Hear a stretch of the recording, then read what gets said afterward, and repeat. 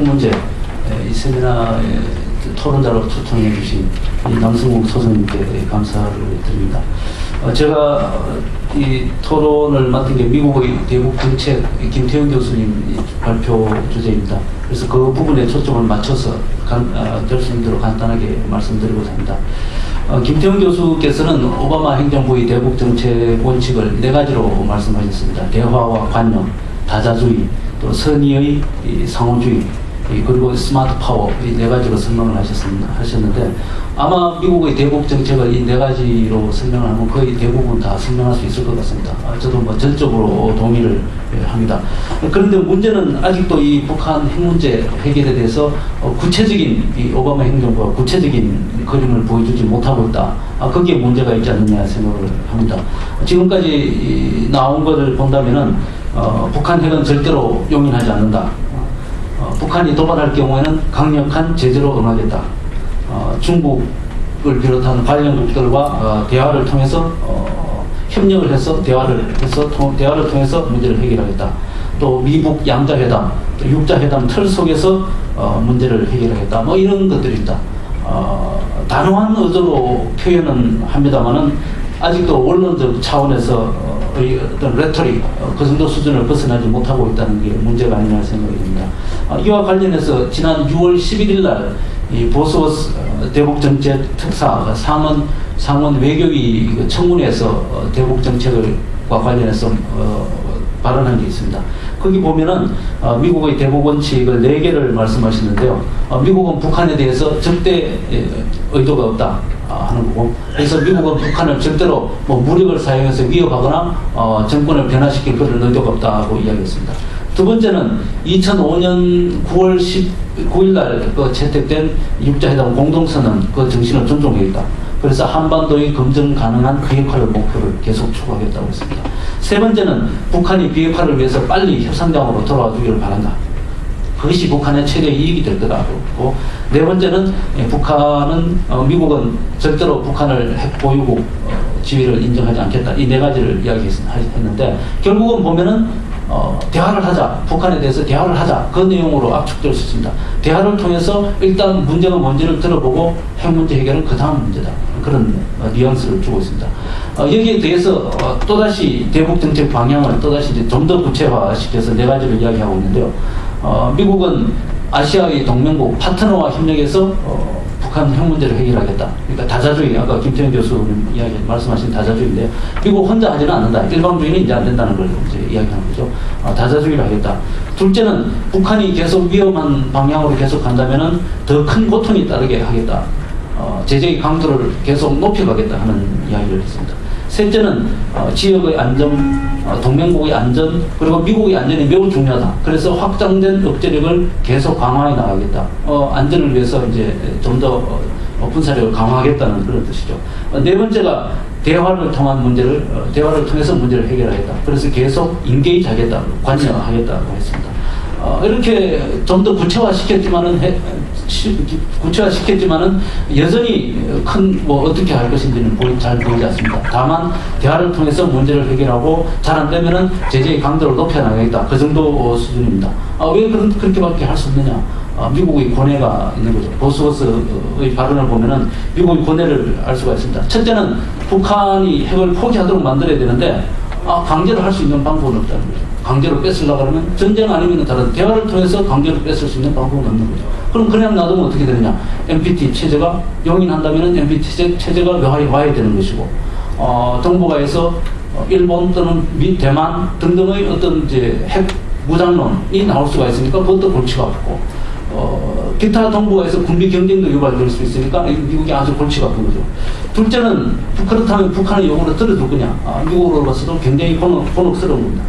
북한의 핵공갈 또 협박에 넘어간다면은 미국의 측면이 말이 아니고, 그렇다고 힘을 사용할 수도 없는 거고, 일방주의는 이제 미국 국민들을 더 이상 지지하지도 않는 거죠. 그래서 미국의 정책의 선택 폭이 굉장히 좁다. 세 번째는 북한이 스스로 대화에 나오지 않는 한 이 해결할 수 있는 방법이 없다는 거죠. 그래서 미국으로서도 북한이 핵을 포기하게 할 수 있는 적절한 대안이 없다 하는 게 가장 큰 고민거리다 하는 거죠. 최근 언론 보도를 보면은 조만간에 이제 북한이 제 3차 핵실험을 할 거다, 또는 뭐 ICBM을 발사할 거다, 뭐 등등 이런 보도가 나왔습니다. 여기에 대해서도 미국은 기존의 대북 정책 기조에 큰 변화가 없을 거다, 그대로 밀고 나간다는 것을 계속 주장을 해왔습니다. 그렇다면 이제 김태형 교수께서 말씀하신 이제 북한 핵 문제가 이제 치킨 게임이 되는 건데요. 누가 이기느냐 한번 해보자 하는 거죠.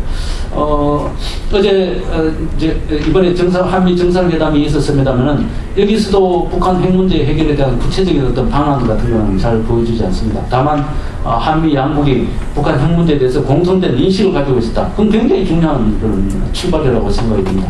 과거에 북한이 핵을 가지는 게 일리가 있다, 지금 와서 이를 가려면 큰데 나는 거죠.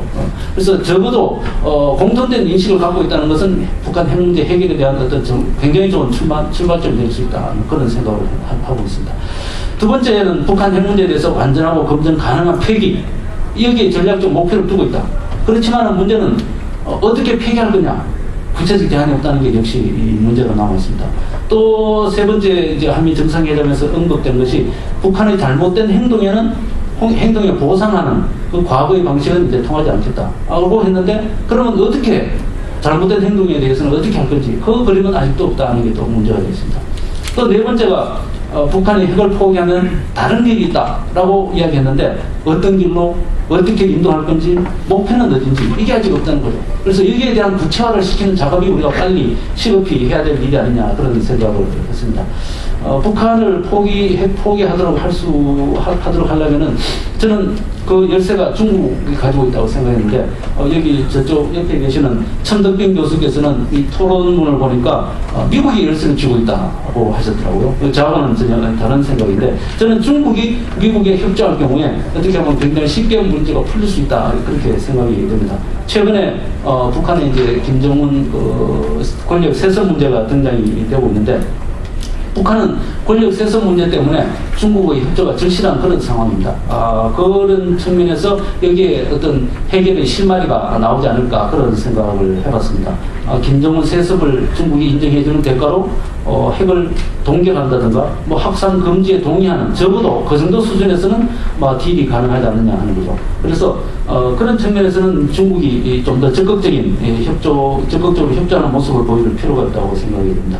마지막으로 시간이 많이 흘렀으니까 제가 김태형 교수님께 두 가지 질문을 하나 드리고 마무리하고자 합니다. 김태형 교수님께서 북한 핵 문제가 이제 치킨 게임이라고 하시는데, 북한이 그 치킨 게임에서 북한은 절대로 이길 수 없다. 왜냐하면 장갑차와 경찰의 대결이기 때문에 그렇다. 치킨 게임은 기본이 이제 심리전인데, 장갑차와 경찰의 대결로 묘사함으로써 이게 어떤 힘의 대결이라는 인식을 좀 주는 것 같아요. 그래서 그건 아니지 않느냐. 오바마 대통령이 이제 스마트 파워로 해결 대외 정책의 그 전략이 스마트 파워인데, 그렇기 때문에 더더욱 이게 치킨 게임 힘으로 하는 정책은 이 대결은 아니다라는 생각이 되고요. 그렇다면 이제 미국이 전략을 변경할 가능성은 없는가, 그런 생각을 해봤습니다. 치킨 게임을 하고 가다가 궤도를 수정하는 거죠. 장갑차를 몰고 가다가 궤도를 수정하는 겁니다. 경찰한테 길을 비켜주는데, 지금까지 역사적으로 보면은 북한은 궤도를 거의 수정을 하지 않습니다. 미국이 궤도를 더 많이 수정하는 그런 상황이죠. 왜냐하면 선거 때문에 돌아오는 선거에서는 또 궤도를 수정할 수밖에 없다는 거죠. 저는 그래서 여기에 우리가 그런 이제 대비를 해야 된다고 생각을 합니다. 그런 측면에서 핵 주권이라는 것도 그런 측면에서 우리의 카드로 고려해야 되지 않느냐. 미국이 궤도를 수정할 그런 상황에서 우리가 이제 어떤 카드가 있어야 되지 않느냐 하는 생각을 해봤고요. 두 번째는 이제 중국의 영향력을 어떻게 평가하시는지. 최근에 이제 중국 학자들이 중국은 북한에 대해서 영향력이 없다, 영향력이 과거와 다르다, 이런 발언을 많이 하고 있는 것 같아요. 특히 이제 서울에 오신 중국 학자들이 많이 그렇게 말씀들을 하시는데, 과연 김태형 교수님께서도 중국의 영향력을 그렇게 과거와는 다른지, 좀 낮은지, 뭐 다른 생각이 있으시면 좀 들려주셨으면 감사하겠습니다. 이상 마치겠습니다.